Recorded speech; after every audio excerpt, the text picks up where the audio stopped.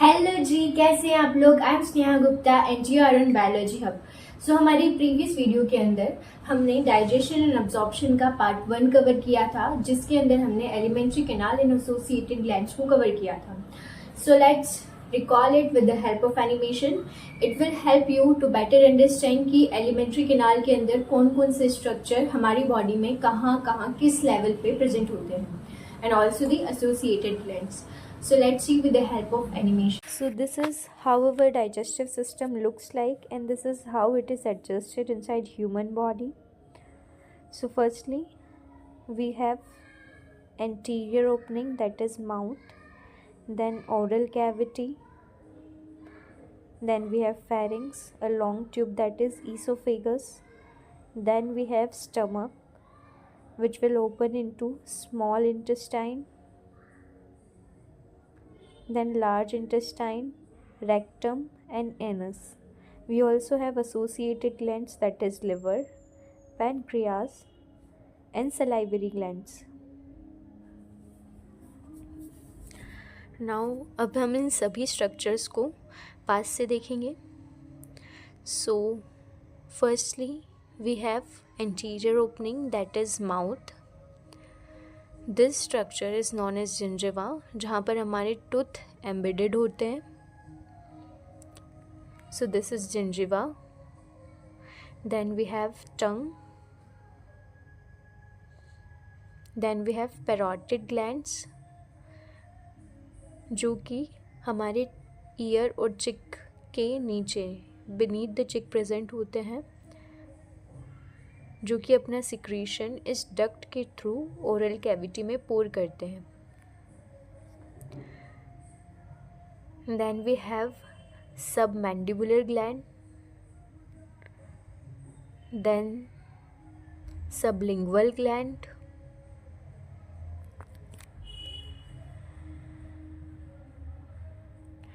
सो ये सारी ग्लैंड्स जो है तीनों 3 पेयर ऑफ सलाइवरी ग्लैंड, ये पेयर में प्रेजेंट होती है. राइट और left parotid gland, submandibular gland and sublingual gland.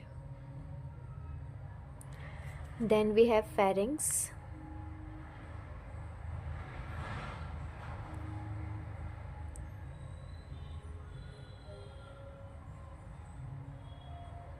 this voice box known as larynx, posterior part of tongue. Then we have laryngopharynx, then this long tube known as esophagus that will opens into stomach. ये हमारा जो है यहाँ पर liver और stomach है, तो ये हमारा लिवर है. दिस इज़ अवर स्टमक, जो कि beneath the stomach beneath the liver present है. This is liver. तो जो लिवर होता है हमारा, वो एब्डोमिनल कैविटी में अपर राइट साइड प्रेजेंट होता है. ओके और जो स्टमक है वो अपर लेफ़्ट साइड प्रेजेंट होता है. आपको लग रहा होगा कि ये मिड लाइन में है, but they are present at the upper liver in the upper right quadrant या upper right side of the abdominal cavity, and stomach in the upper left side of the abdominal cavity. Okay, liver में हमारे पास right और left lobes होते हैं. सो हम stomach देख पा रहे हैं पोस्टीरियर साइड से, ईसोफेगस जो कि स्टमक में आके ओपन हुआ है. देन स्टमक जो है आपका वो आगे कंटिन्यू होता है एक सी शेप्ड डुओडिनम में. आपको दिख रहा है ये सी शेप डुओडिनम में, जिसके दोनों लिम्ब्स के बीच में डुओडिनम से फिर कंटिन्यू होता है jejunum, and then we have ileum. Okay, this is liver, this is gall bladder, जहाँ पे हमारा जो बाइल जूस है वो कॉन्सेंट्रेट होता है. This is common bile duct, जो कि सिस्टिक डक्ट और कॉमन हेपेटिक डक्ट से मिलके बनती है कॉमन बाइल डक्ट, जो कि फिर पैनक्रियाटिक डक्ट जो है आपके पैनक्रियाज, ये जो आपका लीफ लाइक स्ट्रक्चर है जो कि डुओडेनम के लिम्ब्स के बीच में प्रेजेंट है, that is your pancreas. Okay, तो आपका जो ये पैनक्रियाज है, यहाँ से क्या आती है आपकी पैनक्रियाटिक डक्ट, और ये आपकी कॉमन बाइल डक्ट, ये दोनों मिलकर के हेपेटोपैनक्रियाटिक डक्ट बनाती है। This is jejunum, this is ileum. फिर इलियम आपका सीकम में खुलता है जो कि एक ब्लाइंड सेक है। ये वर्मीफॉर्म अपेंडिक्स है। उसके अलावा ये असेंडिंग कॉलन, ये जो आपको देखने को मिल रहे हैं एपीक्लोइक अपेंडेजेस, ये स्मॉल फैट सैक्स हैं। इनके अंदर फैट प्रेजेंट होता है जो कि हमारी पेरिटोनियल कैविटी में अगर पेरिटोनियल कैविटी का इन्फ्लेमेशन हो जाता है तो हमको मिलते हैं। ये एपिप्लोइक अपेंडेजेस हैं जो कि आपके लार्ज इंटेस्टाइन के आउटसाइड प्रेजेंट होते हैं। कुछ नहीं, स्मॉल फैट सेक्स मान सकते हो। ये असेंडिंग कॉलन है आपकी,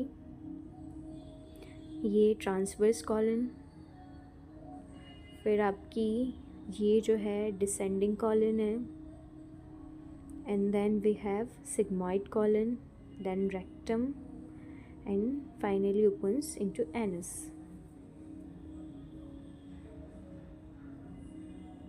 ओके, सो आई होप कि आपको समझ में आया होगा with the help of animation कि किस तरीके से आपका ह्यूमन डाइजेस्टिव सिस्टम जो है वो हमारी बॉडी में एडजस्टेड होता है। So I hope this animation helps you to better understand that how our digestive system looks like. जो आपके कंपोनेंट्स है डाइजेस्टिव सिस्टम के, जो ऑर्गन्स है डाइजेस्टिव सिस्टम के, वो किस तरीके से हमारी बॉडी में प्लेस्ड है। Okay, now next move to our second part of digestion and absorption, that is digestion of food. So हमको पहले से पता है कि जो डाइजेशन है it is accomplished by two process, one is mechanical and one is biochemical. अब बात ये है कि हमारी जो पूरी एलिमेंट्री कैनाल है वहाँ पर डाइजेशन परफॉर्म नहीं होता है। जैसे कि माउथ हमारी इंटीरियर ओपनिंग है, then oral cavity, oral cavity में डाइजेशन होता है, फूड का मेस्टिकेशन होता है, देन मूव करते हैं हम फेरिंग्स। तो जो फेरिंग्स होता है और ईसोफेगस, यहाँ पर कोई डाइजेशन नहीं होता है। They only serve to pass on the food, वो सिर्फ फूड को पास करते हैं from oral cavity to stomach. Then फिर स्टमक में फूड 3-4 घंटे रहता है, वहाँ पर फूड का डाइजेशन होता है। देन फिर स्टमक से आगे बढ़ते हैं स्मॉल इंटेस्टाइन, वहाँ पर फूड का डाइजेशन अब्जॉर्प्शन होता है। Then large intestine, large intestine के अंदर बहुत ही मतलब बिल्कुल ना के बराबर फूड का डाइजेशन होता है। मैक्सिमम वहाँ पर वाटर का एब्जॉर्प्शन और कुछ ड्रग्स का एब्जॉर्प्शन होता है। सो फूड का डाइजेशन जो है वो आपकी ओरल कैविटी और बकल कैविटी से ही चालू हो जाता है।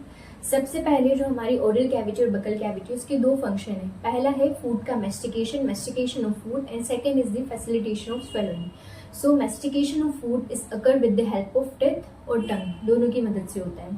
सो टेथ और टंग पहले सबसे पहले फूड को मेस्टिकेट करते हैं, and then they thoroughly mix the salivary juice with the food, ताकि जो सलाइवरी जूस की जो भी एंजाइम है वो फूड के कंपोनेंट्स पे एक्ट करके उसका फर्दर डाइजेशन कर सकें। नाउ नेक्स्ट जो है हमारी स्वेलोइंग, उसमें हेल्प करता है सलाइवरी जूस में जो म्यूकस प्रेजेंट होता है वो। म्यूकस का काम क्या होता है कि वो जो भी आपके फूड पार्टिकल्स हैं उनको अडहेर करेगा, उसको ल्यूब्रिकेट करेगा और उसको कन्वर्ट कर देगा बोलस की फॉर्म में। ओके, तो पूरा ऐसे एकदम गोला बन जाएगा जिसको हम बोलस बोलेंगे। उसको ल्यूब्रिकेट करेगा ताकि जो है वो आसानी से जो बोलस है वो फेरिंग्स और ईसोफेगस से होता हुआ स्टमक तक पहुंच जाए। ओके, नाउ नेक्स्ट होता है कि जो आपका बोलस है वो आपके फेरिंग्स या ईसोफेगस में जाता है। इस प्रोसेस को हम बोलते हैं डिग्लूटेशन या स्वेलोइंग। ठीक है, सो बोलस फेरिंग्स या ईसोफेगस में जाएगा विद द प्रोसेस ऑफ डिग्लूटेशन। अब क्या होता है कि फर्दर जब ईसोफेगस एक लॉन्ग ट्यूब है और हमको पता है कि जो हमारी एलिमेंट्री कैनाल है उसके अंदर मस्कुलर लेयर भी है, तो जो स्मूथ मसल्स होती है आपकी ईसोफेगस की वो कॉन्ट्रैक्शन चालू करती है। ठीक है, इस तरीके से कॉन्ट्रैक्शन होते हैं जिसको अपन पेरिस्टालसिस बोलते हैं, जिसकी मदद से खाना जो है वो आगे मतलब जो आपका बोलस है वो आगे प्रोसीड करता है। देन योर गैस्ट्रोईसोफेजियल स्फिंक्टर आता है जो कि फूड की entry into the oesophagus control करता है। ठीक है। नाउ हमारा जो मेन पार्ट है योर ओरल कैविटी में जो है सलाइवरी जूस, जो कि आपकी salivary glands, 3 pair of salivary glands जो कि पैरोटिड, सबलिंगुअल एंड सबमैक्सिलरी है, वो बनाती हैं। इसके कंपोनेंट्स क्या क्या हैं? सबसे पहले आपके पास आपको यहाँ पे देखने को मिलेगा सलाइवरी जूस में इलेक्ट्रोलाइट्स, जिसमें होगा सोडियम, पोटेशियम, क्लोराइड, बाइकार्बोनेट। उसके अलावा कुछ एंजाइम्स प्रेजेंट होते हैं जैसे कि लाइसोजाइम। ये एक एंटीबैक्टीरियल एंजाइम है जो कि हमारी ओरल कैविटी में बैक्टीरियल ग्रोथ होने नहीं देता है, बैक्टीरिया को ग्रो नहीं करने देता है। Okay, thiocyanate. And last but not least जो हमारा मेन डाइजेशन करेगा दैट इज सलाइवरी अमाइलेज, जिसको अपन टाइलिन भी बोलते हैं। उसके अलावा म्यूकस प्रेजेंट होता है जो कि डिग्लूटेशन में हेल्प करता है। देन एंटीबॉडी प्रेजेंट होती है IgA। उसके बाद हम बात करते हैं कि जो हमारा मेन जो कंपोनेंट है फूड का दैट इज योर कार्बोहाइड्रेट। तो ओरल कैविटी में सिर्फ कार्बोहाइड्रेट का डाइजेशन चालू होता है। तो जो आपका कार्बोहाइड्रेट स्प्लिटिंग एंजाइम है that is your salivary amylase, जिसको अपन टाइलिन भी बोलते हैं, ये हमारे स्टार्च को माल्टोज में, स्टार्च एक पॉलीसेकेराइड है, उसको एक डाइसेकेराइड माल्टोज में कन्वर्ट कर देता है। बट कंडीशन ये है कि पीएच स्लाइटली एसिडिक 6.8 होनी चाहिए। ये कम से कम 30% जो है स्टार्च को, मीन्स 30% पॉलीसेकेराइड को डाइसेकेराइड में कन्वर्ट कर देता है। देन जो फर्दर डाइजेशन होगा आपका वो फिर आपका स्मॉल इंटेस्टाइन में होगा कार्बोहाइड्रेट का। Okay, so now food has reached into stomach.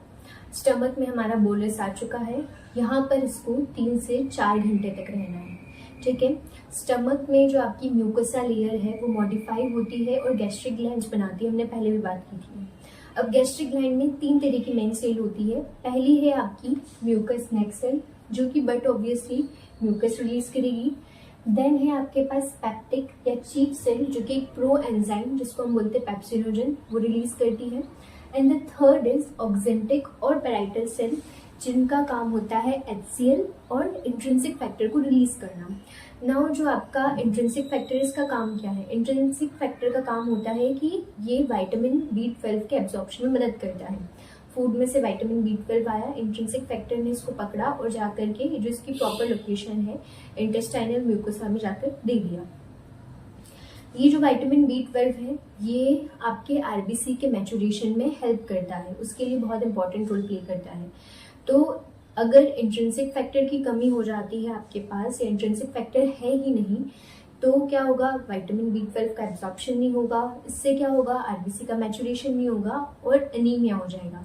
जो एनीमिया इंट्रिंसिक फैक्टर की डिफिशियंसी से हो रहा है इसको हम पर्नीशियस एनीमिया बोलते हैं, ये ध्यान रखना है आपको। ठीक है, नाउ नेक्स्ट मूव करते हैं कि हमारे पास प्रो एंजाइम था पेप्सिनोजन। ठीक है, तो पेप्सिनोजन को जो हमारा HCl है इसको एक एक्टिव एंजाइम में कन्वर्ट करता है जिसका नाम है पेप्सिन। पेप्सिन एक प्रोटियोलाइटिक एंजाइम है। अब क्या होता है कि जो हमारी स्टमक है उसके वो हमारे पास मस्कुलरिस लेयर है, उसके अलावा मस्कुलरिस में जो हमारी लॉन्गिट्यूडनल और सर्कुलर थी, उसके अलावा एक ऑब्लिक मसल लेयर भी थी। हमने बोला था र्यूगी प्रेजेंट होती है, ठीक है, स्टमक में। तो जो आपका चर्निंग मूवमेंट होता है स्टमक के अंदर, इस तरीके से स्टमक मूव करता रहता है और फूड को कन्वर्ट कर देता है काइम में। हमारी बकल कैविटी से आया था बोलस, अब ये यहाँ पर कन्वर्ट हो जाएगा काइम के अंदर। ओके, तो जो डाइजेशन की प्रोसेस है क्या होती है स्टमक के अंदर? मेनली यहाँ पर प्रोटीन का डाइजेशन होता है। वहां पर किसका हो रहा था ओरल कैविटी में? कार्बोहाइड्रेट का। यहाँ हो रहा है प्रोटीन का डाइजेशन। तो जो प्रोटीन है उस पर वर्क करता है पेप्सिन। पेप्सिन एक प्रोटियोलाइटिक एंजाइम है, मतलब ये प्रोटीन्स का ब्रेक डाउन करेगा और प्रोटीन को कन्वर्ट कर देता है पेप्टोन्स और प्रोटियोसिस में। ओके, पेप्टोन्स है प्रोटियोसिस, उसमें ये कन्वर्ट कर देता है। अब जो है यहाँ पर हमारे पास म्यूकस भी प्रेजेंट है। हमने म्यूकस नेक्सेल से देखा कि म्यूकस रिलीज हो रहा है। उसके अलावा बाइकार्बोनेट, इन दोनों का फंक्शन क्या होता है? इन दोनों का काम है कि आपके पास इतना ज्यादा 1.8 pH का एसिड प्रेजेंट है, तो इससे जो आपकी आसपास की जो स्टमक की म्यूकोसल एपिथेलियम है उसके डैमेज होने का चांसेस है। तो ये जो है वो म्यूकोसल एपिथेलियम को ल्यूब्रिकेट करते हैं। उसके अलावा म्यूकोसल एपिथेलियम को प्रोटेक्ट करते हैं जो HCl का कोरोसिव एक्शन है उसके अगेंस्ट। ओके, तो HCl इतना बुरा भी नहीं होता है, मतलब ऐसे कि फिर HCl है क्यों। तो HCl जो होता है ना वो आपका रिक्वायर्ड होता है पेप्सिन के एक्टिवेशन के लिए। पेप्सिन जो होता है वो आपकी 1.8 मतलब एसिडिक pH में ही काम करता है, इसलिए आपका HCl की रिक्वायरमेंट है। उसके अलावा एक और प्रोटियोलाइटिक एंजाइम है जिसका नाम है रेनिन, बट ये बच्चों में प्रेजेंट होता है, जो हमारे मिल्क प्रोटीन है उसके डाइजेशन में ही हेल्प करता है। तो ये बच्चों में मिलता है रेनिन। तो जो आपका रेनिन है, एक तो रेनिन ये है, एक रेनिन हार्मोन होता है जो कि आपके जेक्स्ट्रा ग्लोमेरुलर अपरेटस जो है किडनी का, वहां से रिलीज होता है। तो फिर दोनों में कंफ्यूजन बहुत होता है, तो मैंने इसको ऐसे याद किया था कि जो आपका रेनिन है इसमें डबल एन आ रहा है, ठीक है। GIT है, ये बहुत लंबा है, तो GIT इतना लंबा है तो डबल एन मतलब लंबी वाली स्पेलिंग आएगी, ठीक है। अब वो जो रेनिन की स्पेलिंग होती है वो एन वाली होती है, सिंगल एन वाली, दिस। तो एक्सक्रीटरी सिस्टम छोटा है तो छोटी वाली स्पेलिंग आएगी, ओके। उसके अलावा स्मॉल अमाउंट में यहाँ पर लाइपेज एंजाइम भी होता है जो कि 1% फैट का एमल्सिफिकेशन करता है।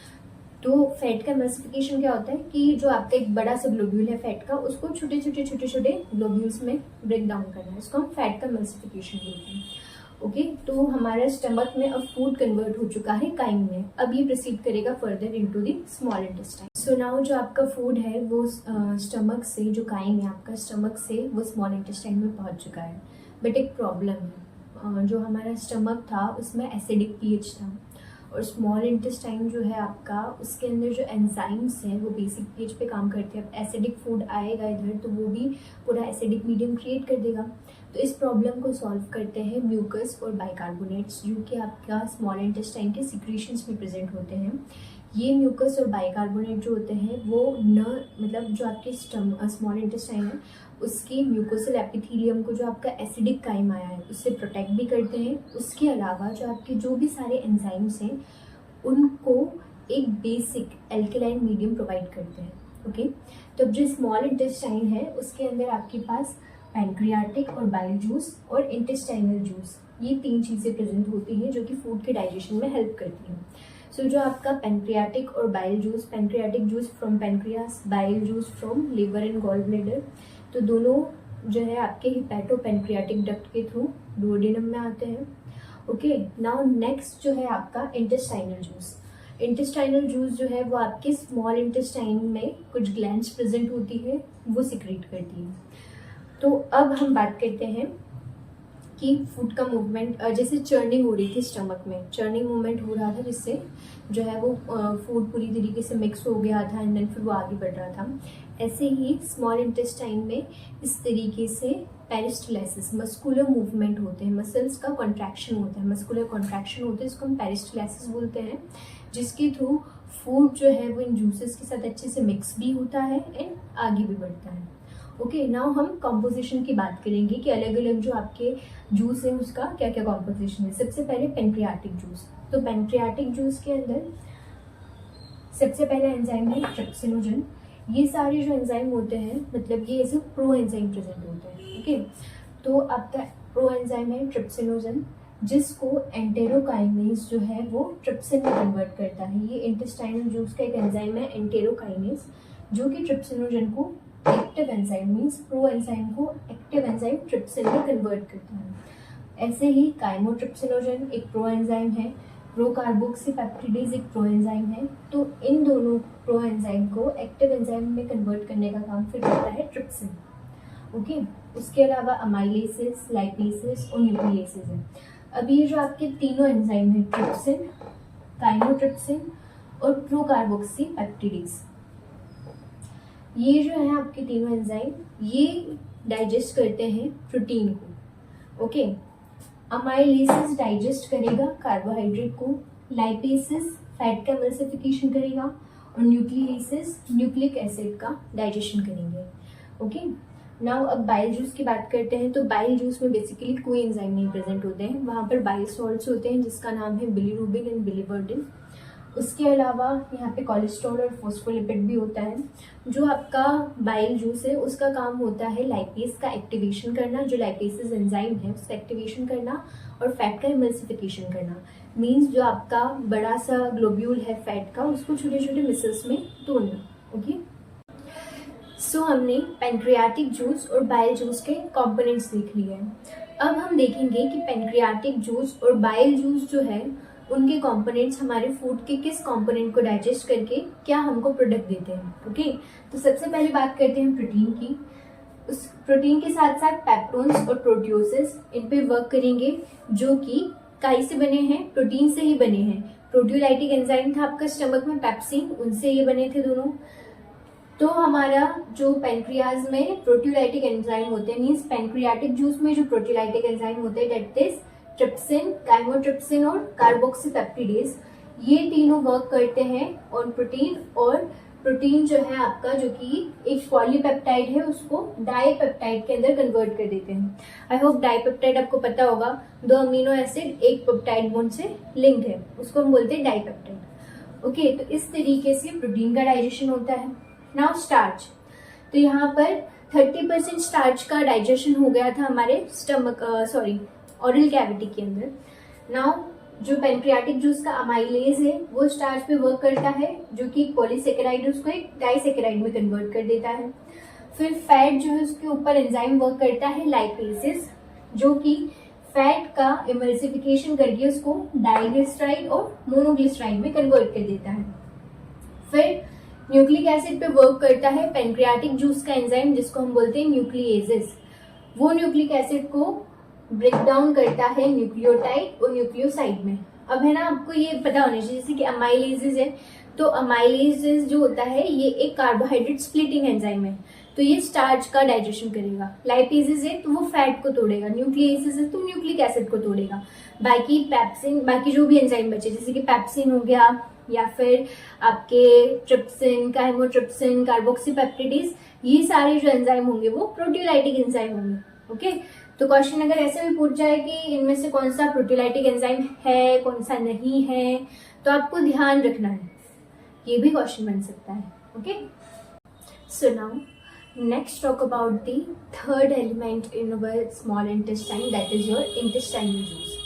तो जो इंटेस्टाइनल जूस है इज सिक्रीटेड बाय, जो आपके हमने देखा था कि जो म्यूकोसा है स्मॉल इंटेस्टाइन में, वो मॉडिफाई होकर के उसने finger like projections villi form की थी। उन विलाई के ऊपर ऐसे जो है वो माइक्रोविलाई प्रेजेंट थी, जो कि विलाई को ब्रश बॉर्डर अपीयरेंस दे रही थी। तो उसी ब्रश बॉर्डर एपिथेलियम से कुछ सिक्रीशंस निकलते हैं अलोंग विद दी जो गॉबलेट सेल म्यूकस रिलीज करती है। गॉबलेट सेल जो होती है वो भी आपकी इंटेस्टाइनल एपिथेलियम में प्रेजेंट होती है। तो वो जो म्यूकस है और ये जो आपके ब्रश बॉर्डर एपिथेलियम का सिक्रीशन है, ये दोनों मिलकर के बनाते हैं इंटेस्टाइनल जूस और सक्कस एंटेरिकस। अब जो ये म्यूकस है और जो आपके पैंक्रियाटिक जूस में जो बाइकार्बोनेट्स प्रेजेंट होते हैं, वो अलोंग विद जो आपका डुओडेनम है, वहाँ पर जो सब म्यूकोसा है वो मॉडिफाई होकर के ब्रूनर्स ग्लैंड बनाती है। तो इन तीन, ये ब्रूनर ग्लैंड का सिक्रेशन, आपका बाइकार्बोनेट्स और म्यूकस, ये तीनों मिलकर के स्मॉल इंटेस्टाइन जो होता है उसको एसिडिक काइम से प्रोटेक्ट करते हैं।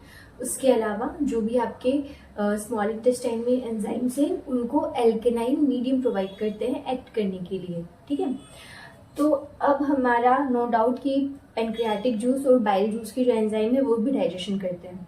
ठीक है, बट जो फाइनल एब्जॉर्बेबल फॉर्म में जो डाइजेशन होता है, मीन्स जो बिल्कुल कि अब ये रेडी टू एब्जॉर्ब है, वो फाइनल हिट जो होता है वो by the intestinal juice enzymes होता है। ओके, सो सबसे पहले हम बात करते हैं इंटेस्टाइनल जूस पे कौन कौन से एंजाइम है। पहला है dipeptidase, maltase, lactase, sucrase, nucleotidase and lipase. देखो, डाइपेप्टिडेज का क्या काम है कि आपके जो प्रोटियोलाइटिक एंजाइम थे पेप्सिन, उसके अलावा ट्रिप्सिन, काइमोट्रिप्सिन और कार्बोक्सीपेप्टिडेज, इन्होंने जो आपके प्रोटीन को जितना भी तोड़ा था, हर किसी ने कहाँ पे लाके छोड़ा है, डाइपेप्टाइड की स्टेट में। तो डाइपेप्टाइड से अब ये बनाएगा final amino acid. Okay, maltase, lactase और सुक्रेज। जो माल्टोज है, लैक्टोज है और सुक्रोज है, ये तीनों के तीनों डाइसेकेराइड है। तो अब आपका जो अमाइलेज जो था, जिसने पॉलीसेकेराइड से स्टार्च को डाइसेकेराइड में कन्वर्ट किया था, अब एक्ट करेंगे ये तीनों एंजाइम और जो आपके पर्टिकुलर डाइसेकेराइड है उनको एब्जॉर्बेबल फॉर्म में कन्वर्ट करेंगे। तो माल्टेज माल्टोज पे काम करता है और उसको ग्लूकोज और ग्लूकोज में कन्वर्ट कर देता है। लैक्टेज लैक्टोज पे काम करता है और उसको ग्लूकोज गैलेक्टोज में कन्वर्ट कर देता है। सुक्रोज जो होता है उस पे एक्ट करता है सुक्रेज और उसको ग्लूकोज और फ्रक्टोज पे कन्वर्ट कर देता है। आपको सारा जो ये फाइनल प्रोडक्ट है कि किससे क्या बन रहा है, कौन सा एंजाइम आ रहा है काम में, ये आपको ध्यान रखनी है रिएक्शन सारी, ठीक है। अब न्यूक्लियोटाइड्स जो थे आपके, जो कि न्यूक्लियस काम कर रहा था और उसने न्यूक्लिक एसिड से न्यूक्लियोटाइड बना दिए थे, उस पर वर्क करता है न्यूक्लियोटाइडेज और उसको कन्वर्ट कर देता है न्यूक्लियोसाइड में। फिर न्यूक्लियोसाइड पे वर्क करता है न्यूक्लियोसाइडेज एंड फिर कन्वर्ट कर देता है उसको आपकी राइबोज शुगर और नाइट्रोजनस बेसिस के अंदर। अब हमारा जो लाइपेसेस था उसने ट्राइग्लिसराइड से डाई और मोनोग्लिसराइड बना दिए थे। अगेन ये लाइपेसेस मोनो और डाइग्लिसराइड पे काम करेगा और उनको ब्रेक कर देगा फैटी एसिड और ग्लिसरॉल के अंदर। ओके, तो हमारा स्मॉल इंटेस्टाइन जो है उसके डुओडेनम पार्ट में ज्यादातर जो है पेनक्रियाटिक जूस, बाइल जूस और इंटेस्टाइनल जूस की मदद से हमारा डाइजेशन ज्यादातर कंप्लीट हो जाता है। ओके, डुओडेनम में मतलब जो इंटेस्टाइन है आपका स्मॉल इंटेस्टाइन, उसमें अगर हम बात करें कि जो डुओडेनम पार्ट है उसमें सबसे ज्यादा डाइजेशन होता है, ठीक है। जेजूनम और इलियम का काम क्या होता है, वहां पर भी थोड़ा बहुत डाइजेशन होता है, लेकिन जेजूनम और इलियम में मेन फूड के एब्जॉर्प्शन का काम होता है, वहां पे फूड एब्जॉर्ब होगा। तो आप बोलोगे लार्ज इंटेस्टाइन क्या काम करता है, लार्ज इंटेस्टाइन का काम भी देखेंगे अब हम। बट मेनली जो आपको याद रखना है वो ये है कि duodenum part of small intestine में मैक्सिमम डाइजेशन हो जाता है और जेजूनम और इलियम के अंदर एब्जॉर्प्शन का काम होता है। ओके, नाउ अब अपना जो मैक्सिमम फूड का एब्जॉर्प्शन है वो digestion and absorption small intestine तक हो गया। अब जो हमारा अनडाइजेस्टेड फूड है वो आगे प्रोसीड करता है into the large intestine. Okay, तो लार्ज इंटेस्टाइन में कोई सिग्निफिकेंट डाइजेशन नहीं होता है। वहाँ पे क्या होता है, वहाँ पर एब्जॉर्प्शन होता है वाटर, मिनरल और कुछ ड्रग्स का। उसके अलावा वहाँ पर म्यूकस का सिक्रीशन होता है। वो म्यूकस का क्या काम करता है कि जो आपके अनडाइजेस्टेड फूड पार्टिकल्स हैं उनको वो गैदर करेगा और उनको ल्यूब्रिकेट करता है ताकि वो आसानी से पास ऑन हो सके आगे। अब ये जो आपका अनडाइजेस्टेड और अनएब्जॉर्ब्ड फूड जो है, जिसको अब अपन फीसेस बोलेंगे, ये जो है आपके स्मॉल इंटेस्टाइन से अब सीकम में आ जाएगा, जिसको कौन गाइड करता है, इलियोसिकल वॉल्व, जो कि आपका ये जो वॉल्व है ये बेक फ्लो ऑफ फीसेस को प्रिवेंट करेगा। अब ये सीकम में रहेगा, फिर all the way to ascending and transverse descending colon, ठीक है। वहाँ पर जो है ये मेनली आपका जो अनडाइजेस्टेड फूड मटेरियल है या अनडाइजेस्टेड वेस्ट है, इसमें से वाटर का रीअब्जॉर्प्शन होता है, ये सॉलिडिफाई होता है एंड देन टिल डिफिकेशन ये रेक्टम में स्टोर रहता है। Okay, so now next talk about the control of digestive system.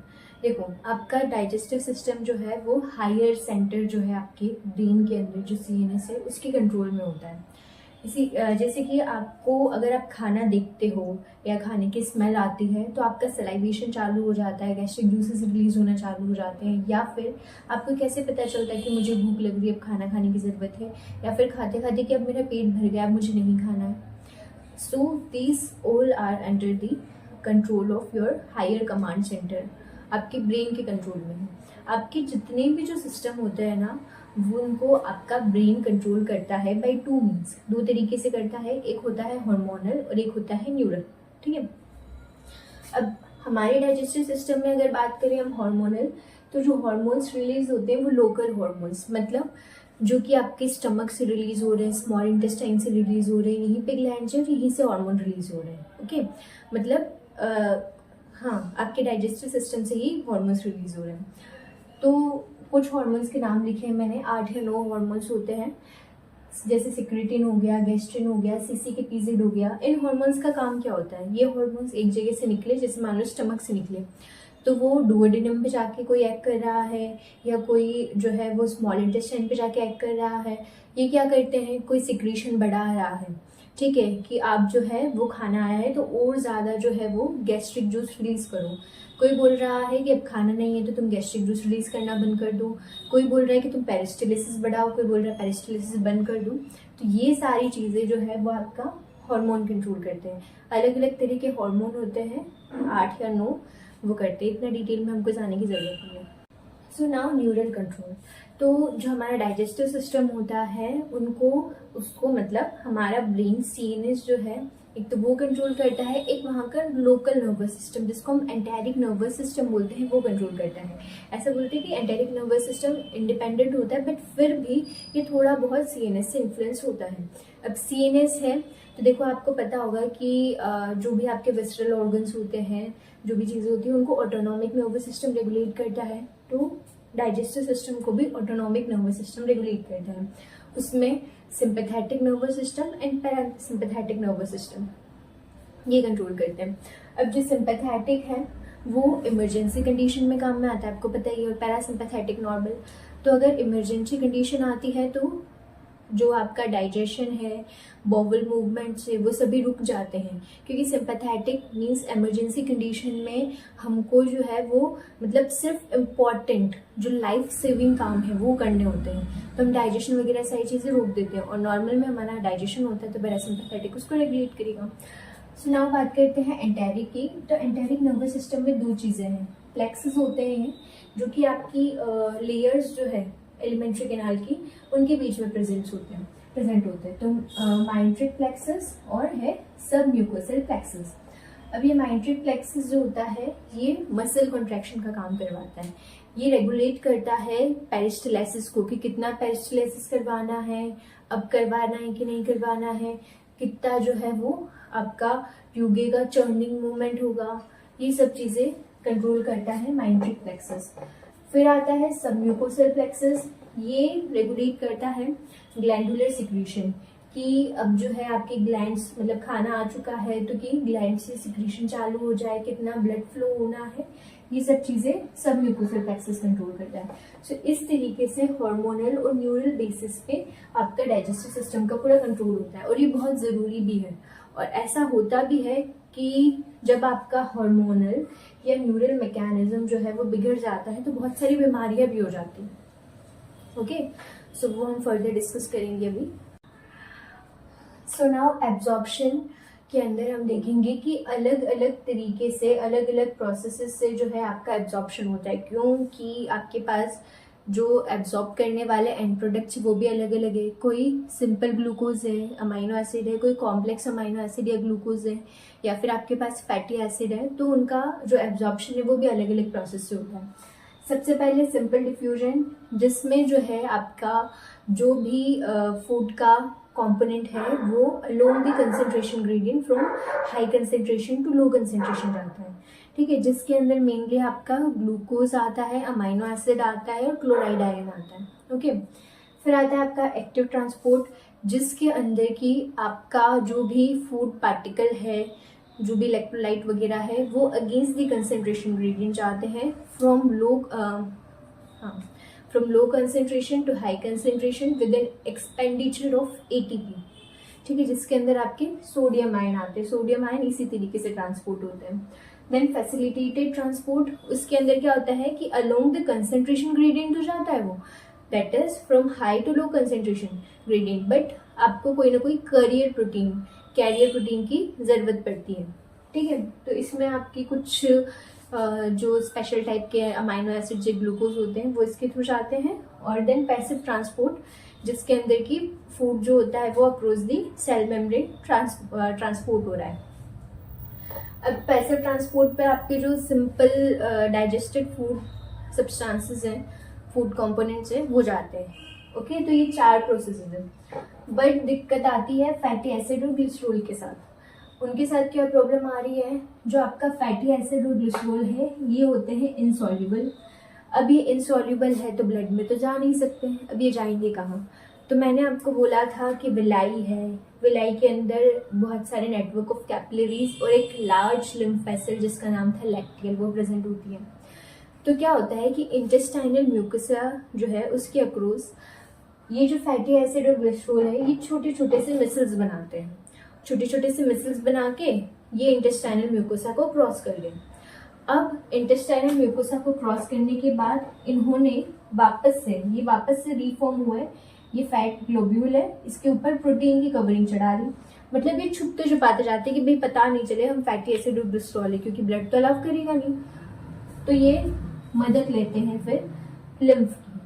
तो सबसे पहले फैटी एसिड ग्लिसरॉल इन्होंने छोटे छोटे से मिसल्स बनाए और ये इन्होंने इंटेस्टाइनल म्यूकोसा को क्रॉस कर दिया। देन फिर फैट ग्लोब्यूल, उसके ऊपर प्रोटीन की कवरिंग चढ़ा के ये बन गए काइलोमाइक्रोन। ठीक है, फैट ग्लोब्यूल है, उसके ऊपर प्रोटीन की कवरिंग, तो ऐसे बन गए ये काइलोमाइक्रोन और ये चले गए लिम्फ में। फिर लिम्फ से जो भी है आपका फैट वो डायरेक्टली ब्लड में चला जाएगा। ओके, अब जो आपका एब्जॉर्ब फूड है वो टिश्यू पे पहुंचेगा, वहां पर टिश्यू जो है वो उसको फॉर दी एक्टिविटी जो भी करना है उसके लिए यूज करेंगे। इसको हम बोलते हैं assimilation. The utilisation of absorbed food at tissue for their activity is known as assimilation. अब बात करते हैं अनडाइजेस्टेड फूड की, उसका क्या होगा। अनडाइजेस्टेड फूड जो है हमने देखा है कि वो लार्ज इंटेस्टाइन में फीसिस में कन्वर्ट हो चुका है और अभी रेक्टम में स्टोर है। तो ये जो आपका फीसिस है ये एक न्यूरल रिफ्लेक्स जनरेट करता है जिससे urge to defecate, urge to remove it initiate होती है। इसको हम बोलते हैं इजेशन। ठीक है, तो इजेशन एक वॉलेंट्री प्रोसेस है जो कि दो चीज़ों से अकम्प्लिश्ड होती है। पहला होता है मास पेरिस्टलिसिस। मास पेरिस्टलिसिस होगा आपके रेक्टम, एनस, लार्ज इंटेस्टाइन में, एंड एनल स्फिंक्टर्स का रिलैक्सेशन होगा जिससे जो है वो डिफिकेशन होगा। ओके, सो हमने हमारे जो पांचों प्रोसेस हैं दैट इज इंजेशन, खाना खाना, हमारी फूड की entry, the entry of food into the mouth, this is ingestion. फिर डाइजेशन जिसके अंदर हमने सारा कहाँ कहाँ डाइजेशन हो रहा है वो देख लिया। देन एब्जॉर्प्शन, कहाँ हो रहा है, कितना एब्जॉर्प्शन हो रहा है, किस तरीके से हो रहा है ये देख लिया।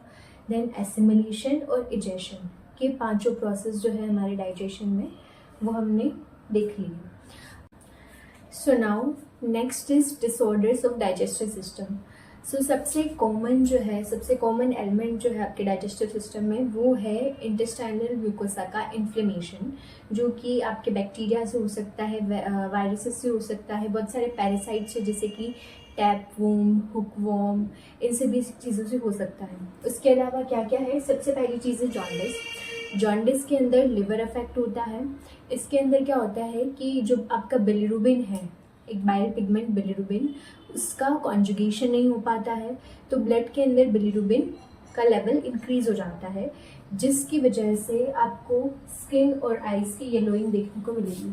ओके, पहली चीज jaundice. Second is vomit. Now next is diarrhoea, जिसके अंदर बाउल मूवमेंट्स की फ्रीक्वेंसी एबनॉर्मल हो जाती है और जो लिक्विडिटी है आपकी फीकल डिस्चार्ज की वो इंक्रीज हो जाती है।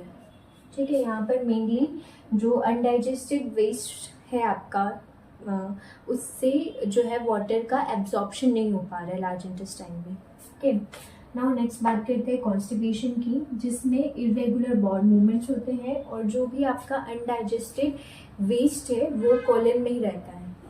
ओके, फिर बात करते हैं इंडाइजेशन की। तो यहाँ पर इंडाइजेशन का मतलब ये समझ में आ रहा है कि फूड प्रॉपर्ली डाइजेस्ट नहीं हुआ है।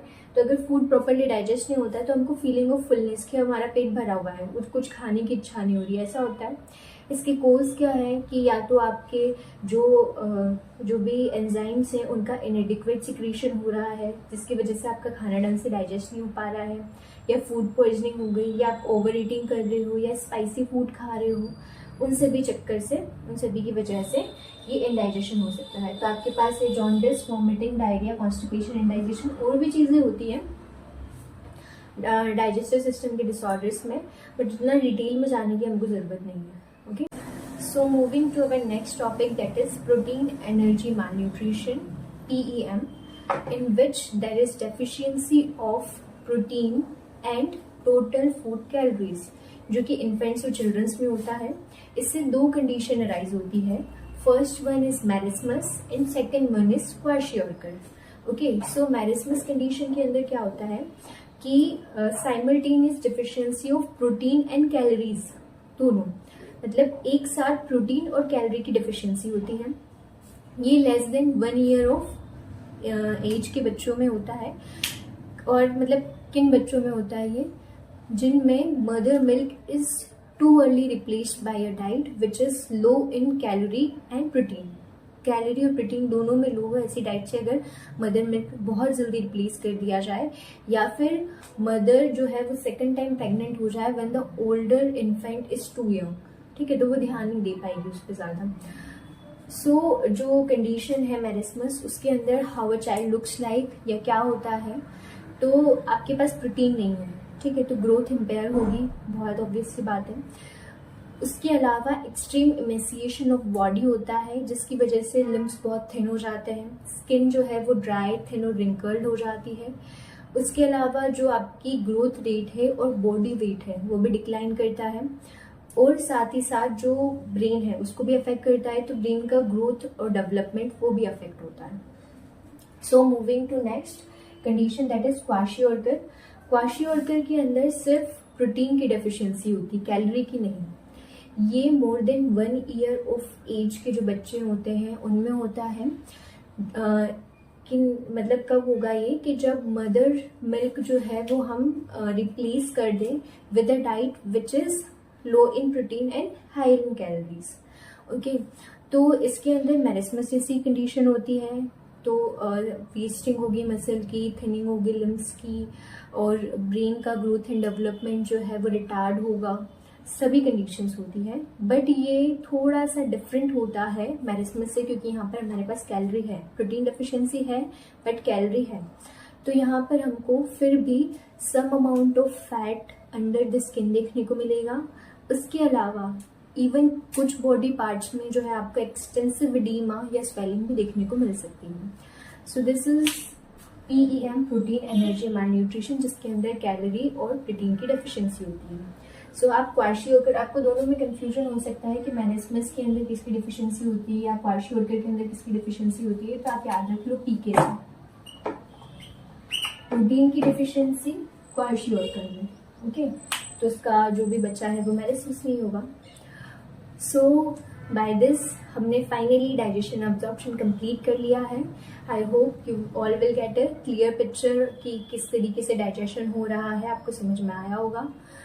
So thank you for watching and please like and subscribe the channel.